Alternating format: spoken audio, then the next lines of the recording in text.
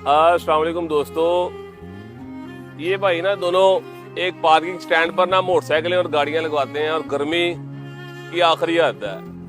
अभी मैंने ना गाड़ी खड़ी की थी पार्किंग पर ना, तो मुझे कहते हैं वकील साहब हमने टोकन के पैसे नहीं लेने, हम आपके फैन हैं।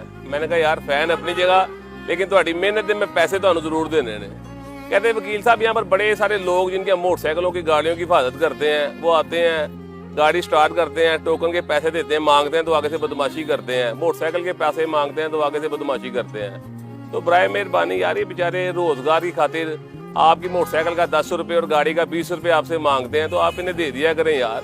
ये बेचारे गर्मी में मेहनत करते हैं, आपकी सवारी की हिफाजत करते हैं, लाखों रुपए की आपकी गाड़ी होती है और लाखों रुपए की मोटरसाइकिल होती है, और 10 रुपये देते हुए आपकी जान निकल जाती है। तो बराए मेहरबानी इन बेचारों को पैसे दे दिया करें। ये बेचारे मेहनत करके खाते हैं, किसी से चोरी नहीं करते, डाका नहीं मारते, किसी से लूटते नहीं है। तो बराए मेहरबानी इन्हें पैसे दे दिया करें।